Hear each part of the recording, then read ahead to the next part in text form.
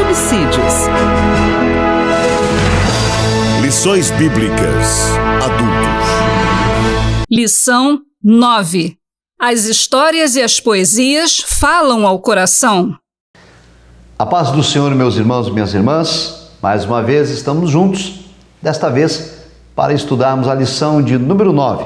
As histórias e as poesias falam ao coração. Quero fazer uma pequena introdução, lembrando que a Bíblia Sagrada faz uso de gêneros literários. Esses gêneros pretendem expressar a revelação de Deus para a humanidade. E nesta lição veremos dois desses gêneros, a narrativa e o gênero lírico. A narrativa diz respeito aos livros históricos, que registram a história do povo de Deus.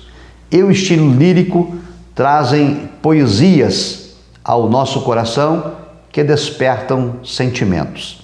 As narrativas demonstram a soberania de Deus no controle da história.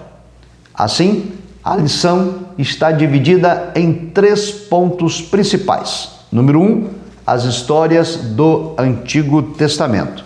Número 2, os livros poéticos e de sabedoria do Antigo Testamento. E número 3, uma mensagem ao coração. Vamos então iniciar os nossos subsídios. Número 1, as histórias do Antigo Testamento. Começamos com o subponto 1, os livros históricos. A narrativa, como disse, é um tipo literário e ela abrange cerca de 40% dos livros do Antigo Testamento. Toda a narrativa é constituída de enredo, trama e personagens.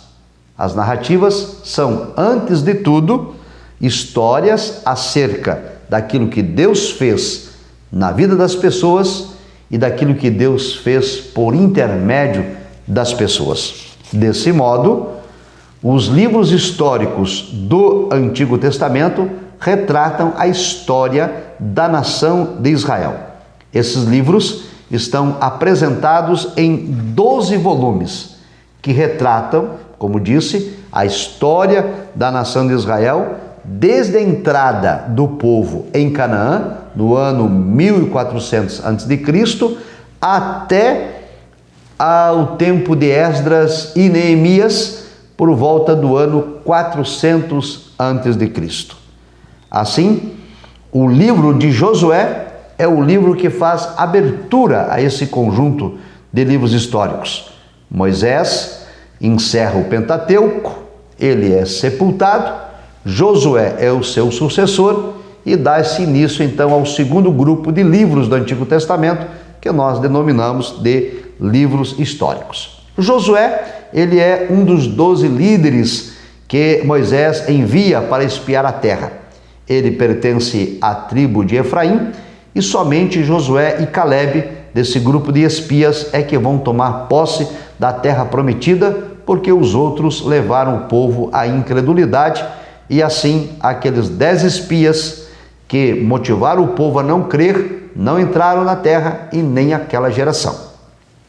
Outra coisa importante a destacar a todos os alunos é de que a narrativa do livro de Josué retrata a entrada do povo na terra prometida por meio da travessia do Jordão, a tomada de Jericó, a conquista de todas as terras que o Senhor prometera a Israel e termina com a morte de Josué aos 110 anos de idade. Portanto, o registro do livro de Josué compreende 30 anos da vida de Josué como líder daquela nação.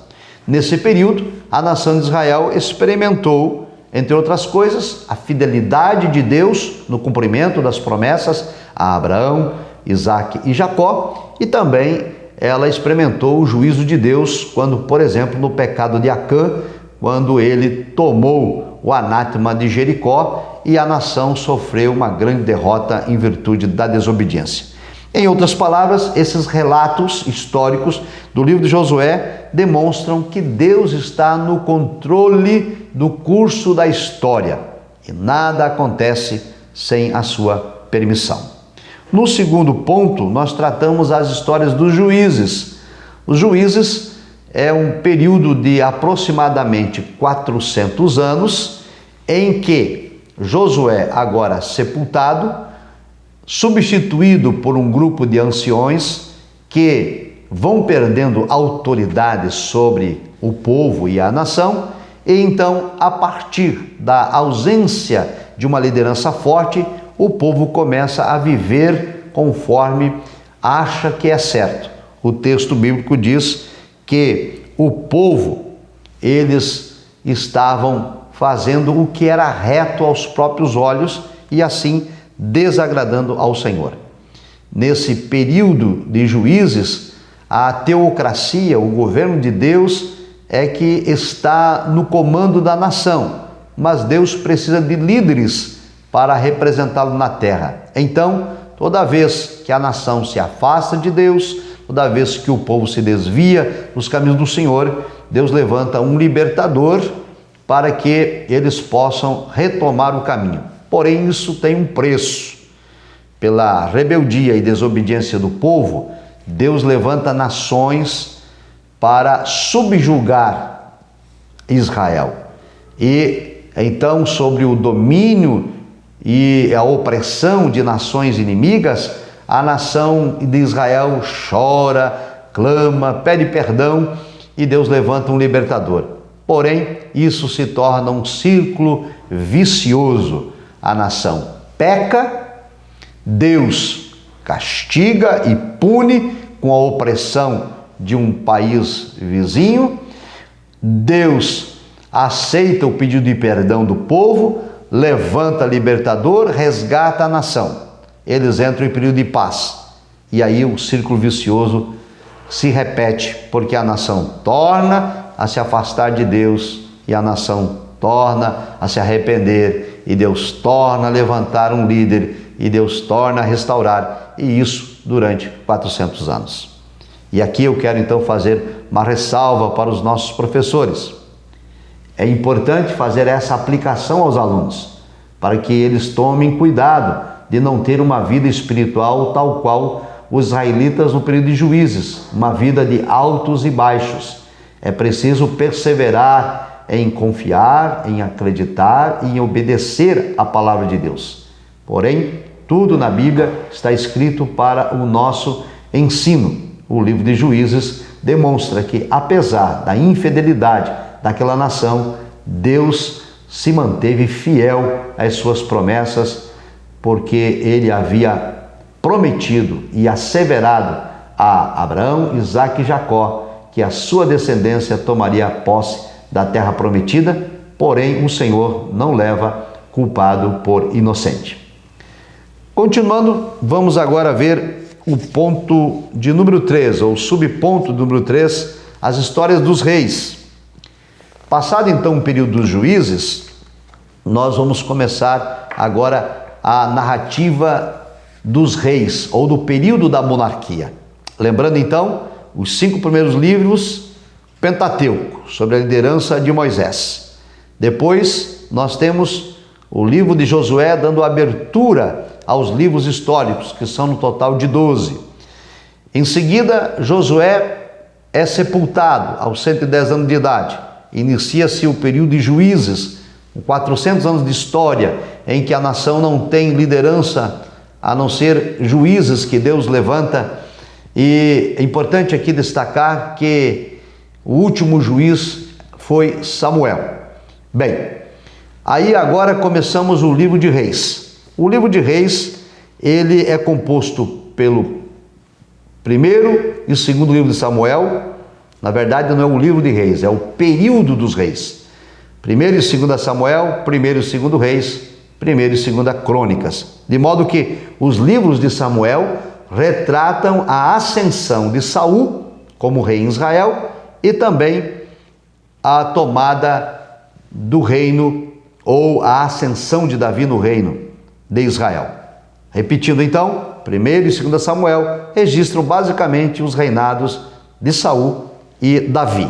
Já o 1º e o 2º livro de Reis retratam então os reinados do rei Salomão até a deportação, tanto dos reinos do norte quanto dos reinos do sul. Os irmãos sabem que quando Salomão morreu, o reino se dividiu em norte e sul. Então, o 1º e o 2º livro de Reis retratam as histórias dos reis do norte e dos reis do sul, até que ambos os reinos foram para o cativeiro.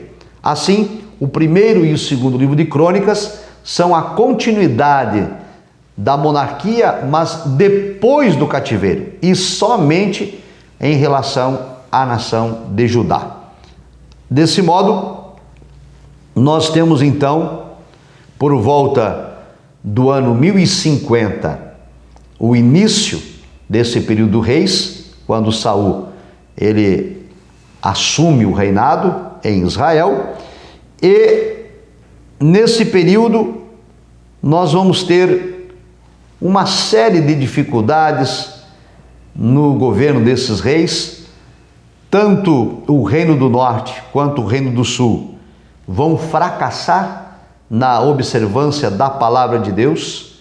Eles vão andar pelo caminho da idolatria e da imoralidade, e nós vamos ver nos relatos do livro de Reis, muitas vezes essa expressão ao término de um período de governo de um ou de outro rei, termina dizendo assim: e ele fez o que era reto aos olhos do Senhor.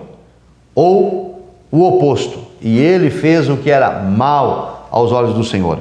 De maneira tal que a idolatria, o sincretismo, a imoralidade sexual, a violência, o litígio, a injustiça e tantos outros erros levaram as duas nações à derrocada. O Reino do Norte, em 722 a.C., foi conquistado pelos assírios, e em 586 Judá foi conquistada pelos babilônios.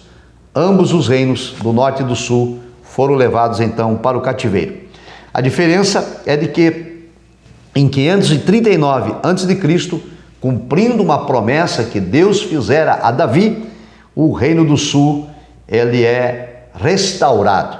O reino do sul volta do cativeiro da Babilônia e o reino de Judá é reintegrado. E a partir do reino de Judá cumpre-se então a profecia messiânica do nascimento de Jesus. Essas narrativas dos livros de Reis mostram então que os planos do Senhor não podem ser frustrados e que o bem-estar de uma nação depende da fidelidade de Deus. Vamos agora ao ponto número 2. Os livros poéticos do Antigo Testamento. Nós temos aqui os livros sapienciais e os livros poéticos. Livros sapienciais são conhecidos como livros de sabedoria, e os livros poéticos são também chamados de livros de poesia. Essa é uma composição literária que não desqualifica a inspiração divina, não desqualifica nem a autoridade da Bíblia e nem a canonicidade desses escritos. É um gênero literário que Deus permitiu o seu uso na revelação da sua vontade. Então, repetindo, livros sapienciais são os chamados livros de sabedoria, e livros poéticos são os chamados livros de poesia. Nós temos uma classificação para isso que é herdada dos judeus. Os judeus identificavam 3 grandes livros que eles chamavam de poéticos: Jó, Salmos e Provérbios. Na classificação da Vulgata Latina, foram também incluídos aqui os chamados livros didáticos, que são Eclesiastes e Cantares de Salomão. De modo que na nossa Bíblia, o conjunto dos chamados livros poéticos são 5, ou seja, Jó, Salmos, Provérbios, Eclesiastes e Cantares de Salomão. Em suma, esses escritos, eles ensinam a sabedoria por meio da poesia e da prosa. Por exemplo, Eclesiastes foi escrito quase todo ele em prosa. E os outros livros, os outros 4, foram redigidos em sua maioria na forma de poesia. A prosa, ela retrata de modo formal aquilo que nós falamos, como nós conversamos. E a poesia expressa sentimentos mediante versos e rimas que atingem o intelecto e também as emoções. Na Bíblia, esse gênero literário trata da aplicação da verdade divina à experiência humana, ou seja, trata-se de sabedoria prática, mais do que conhecimento teórico. Esta é a concepção geral, então, dos livros poéticos. Importante destacar isso aos alunos. O gênero literário da poesia, da prosa e também o gênero literário lírico, ele em nada desqualifica a inspiração divina. Deus se revela por meio desse gênero para que nós tenhamos entendimento e que sejamos atingidos em nosso sentimento e emoções e possamos assim compreender uma sabedoria prática para o nosso viver diário. Vamos adiante. Temos também o livro de Eclesiastes, de Provérbios e o livro de Jó. Eclesiastes é a tradução grega do hebraico que significa aquele que convoca uma congregação. E é por isso que em Eclesiastes 1:1 a expressão usada é pregador, aquele que prega, aquele que se dirige a uma congregação. O tema de Eclesiastes é Eclesiastes 1:2. Tudo é vaidade. Indica este autor que a vida humana é efêmera e a vida humana é cheia de futilidades. Por isso, então, o autor diz que devemos temer a Deus e guardar os seus mandamentos. Isso está em Eclesiastes 12:13. Eu quero ressaltar isso aos professores. É importante mostrar isso aos alunos, que a abertura do livro de Eclesiastes diz que tudo é vaidade. E o encerramento do livro de Eclesiastes, o autor chega à seguinte conclusão: só tem um jeito da vida valer a pena. E esse jeito é temer ao Senhor e guardar os seus mandamentos. Destaque isso para os seus alunos, porque isso é de relevada importância. Continuando, o título de Provérbios é uma tradução grega que significa ser como ou comparado com. Desse modo, no livro de Provérbios existe um contraste entre a vida da sabedoria e uma vida de insensatez. O texto usa essas expressões: o sábio age assim, o tolo age de forma diferente. Há sempre um contraste entre o certo e o errado, entre o sábio e o insensato. O tema de Provérbios está no capítulo 9, verso 10. O temor do Senhor é o princípio da sabedoria. E no capítulo 31, versículo 30, quando está encerrando o livro de Provérbios, o autor enfatiza que uma pessoa temente a Deus é digna de ser honrada. E isso eu quero também destacar aos professores. Enfatize isso, prezado professor, professora, aos seus alunos, que o livro de Provérbios diz que o temor ao Senhor é o princípio da sabedoria. E ele encerra o livro dizendo que aquela pessoa que tem o temor do Senhor, essa pessoa é digna de ser honrada. Adiante, temos o livro de Jó. O livro de Jó significa, traduzido, onde está o meu pai? O livro narra a experiência de um personagem real. Jó é um personagem real. Jó não é uma história fictícia. Importante deixar isso claro aos alunos. O escritor registra que Jó encontrou o testemunho de ser um servo de Deus, íntegro, reto, temente e que se desviava do mal. Isso está em Jó capítulo 1, versículo 8. Apesar da sua vida justa, Jó experimentou muita dor. Perdeu as posses, perdeu os filhos e foi atingido por uma doença dolorosa, uma doença incurável. Portanto, o tema do livro de Jó é o sofrimento do justo, conforme pode-se ler em Jó 1:21. O livro mostra que a dor e o sofrimento não são racionais. Nem sempre o sofrimento é resultado de algum pecado. Por isso, é necessário sempre confiar na sabedoria do Senhor. Em última instância, Jó vai reconhecer que a dor e o sofrimento o aproximaram de Deus. Então, quero ressalvar isso. É importante destacar aos alunos que nem sempre a dor, o sofrimento e a angústia é resultado de algum pecado cometido. Pode ser uma provação de Deus para as nossas vidas e pode servir como uma pedagogia para nos aproximar mais do Senhor.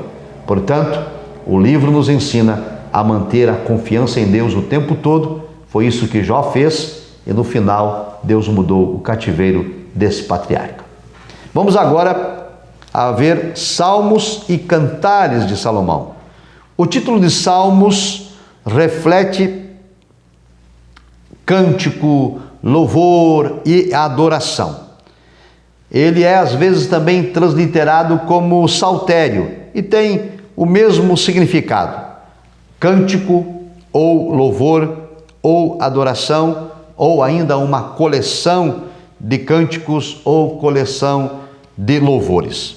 No Novo Testamento, o evangelista Lucas utiliza o título grego dizendo o livro de Salmos, que é o que nós usamos na nossa versão em português. A obra completa é formada de 150 salmos, dividido em 5 livros. O livro de número 1 vai do Salmo 1 ao 41.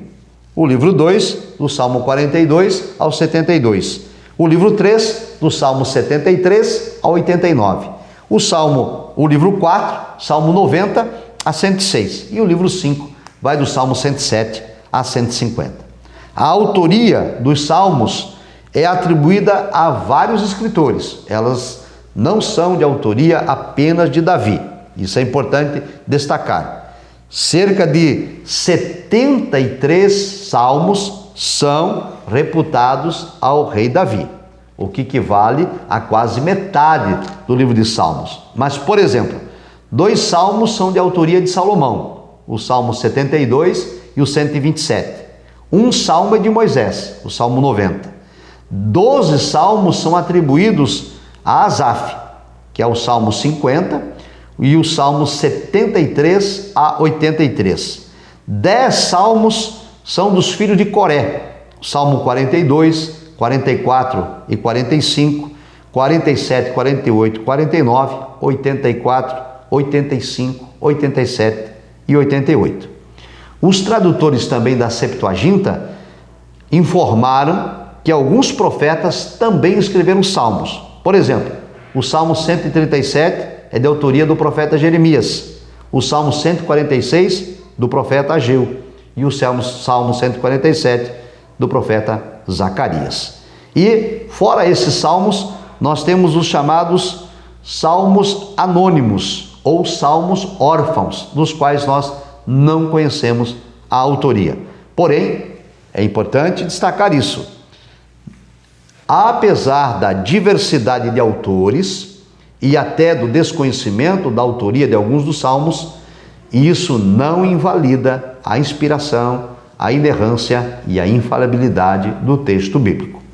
Outro aspecto a frisar é que o título hebraico para salmos, com o significado de louvores e também cânticos de louvores, tinha como finalidade servir na liturgia da adoração utilizada pelos judeus. Assim, a mensagem principal dos salmos é louvor, oração e adoração. Também os Salmos é um livro de instrução, porque nos mostra como servir a Deus. E ainda o livro de Salmos é profético, porque temos ali profecias messiânicas que fazem alusão à pessoa do Senhor Jesus Cristo. E aí temos o livro de Cantares de Salomão, também chamado Cântico dos Cânticos, que significa um cântico que supera os outros cânticos. Na história de Cantares, nós temos um poema dramático sobre o relacionamento de amor entre um homem e uma mulher. Ilustra a intimidade, o comprometimento e também o respeito mútuo que deve haver no relacionamento conjugal. E no plano espiritual, refere-se também à relação ou relacionamento entre Cristo e a sua igreja. O versículo-chave de Cantares é o capítulo 6, o verso 3, quando o texto diz: eu sou do meu amado e o meu amado é meu. Teologicamente, esse amor é entendido como uma tipificação do amor de Cristo para com a igreja e do amor que a igreja deve ter também pelo seu noivo, que é Jesus. Vamos agora ao último ponto, ponto 3, uma mensagem ao coração. Primeiro, então, as mensagens dos livros históricos, elas tratam de uma mensagem de soberania. A soberania indica o domínio absoluto de Deus sobre todas as obras criadas, a terra, os céus, a vastidão do universo, os seres espirituais, os animais, os homens e todo o curso da história. As Escrituras apresentam o Senhor como El Shaddai, o Todo-Poderoso. Seu poder é ilimitado, não pode ser resistido, não pode ser impedido, não pode ser anulado. Ou seja, o poder de Deus está acima de tudo e de todos, dos seres angelicais, dos seres espirituais e dos seres humanos.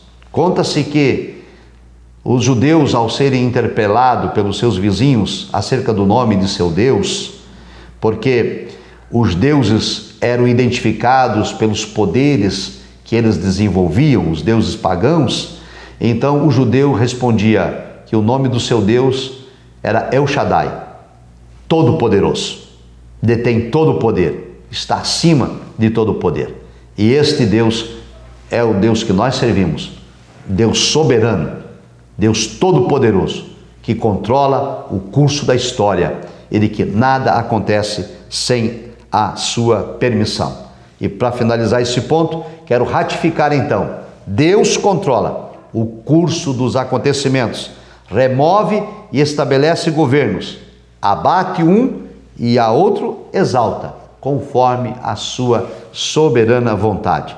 Foi Ele, o Senhor, quem trouxe do exílio o remanescente de Judá, conforme promessa que Ele fizera a Davi. Foi Deus quem conservou esta nação. Foi Ele quem assim preparou o caminho para a vinda do Messias prometido. Também esses livros falam de sabedoria, em especial os livros poéticos. A sabedoria, como já visto, é a habilidade de aplicar conhecimento e de fazer escolhas corretas. Deus inspirou esses autores para nos agraciar com uma mensagem de sabedoria a ser executada, a ser colocada em prática no nosso viver diário. As Escrituras, nesses livros poéticos, deixam claro que os sábios não confiam em si mesmos, mas confiam no Senhor e na soberania do Senhor. Por isso, nós temos várias orientações práticas nos livros poéticos, entre elas, a orientação de termos uma vida ética e irrepreensível, fugir da luxúria, não ser preguiçoso, manter boa reputação, tomar cuidado ao falar, não se precipitar na tomada de decisões, dentre outras orientações práticas que nós encontramos nos livros poéticos, que os irmãos podem consultar todas as referências no livro de apoio e poderá ajudá-los assim a esclarecer alguns pontos para os seus alunos. E o livro de Jó, ele nos demonstra a integridade de um homem, a firmeza de caráter e a conduta ilibada de um homem e, apesar disso tudo, o sofrimento e a angústia deste homem. De modo que os ensinos do livro de Jó sobrepujam os padrões de moralidade e de integridade neste mundo tenebroso, porque apesar de toda a sua dificuldade, Jó manteve-se íntegro, em momento algum ele vendeu a sua alma. Tudo isso são lições importantes para a nossa caminhada cristã.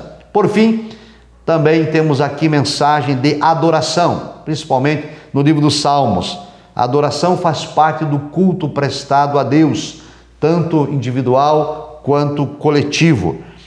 Nos elementos da adoração da antiga aliança, nós podemos encontrar louvor, cânticos, meditação, mas também um sistema bem elaborado de ritos, como, por exemplo, sacrifícios especiais, cerimoniais especiais, discursos públicos e etc. Mas o modelo do Novo Testamento para adoração é um modelo mais simples. Envolve, conforme escreveu o apóstolo Paulo em 1 Coríntios 14, 26, nós temos aqui salmos, que são os louvores, doutrina, que é o ensino da palavra, revelação, língua e interpretação, que são as manifestações do Espírito. Porém, nessa adoração do culto do Novo Testamento, exige-se que a adoração seja em espírito e em verdade, conforme Cristo ensinou a mulher samaritana no poço de Jacó. Desse modo, então, prezados professores, professoras e superintendentes, as histórias e as poesias falam ao nosso coração, mostrando que Deus é soberano, controla o curso da história e de que Ele se revela também por meio da poesia, nos dando instruções práticas para uma vida de sabedoria em nossa caminhada diária. Deus abençoe, a todos tenham uma boa aula. Paz do Senhor.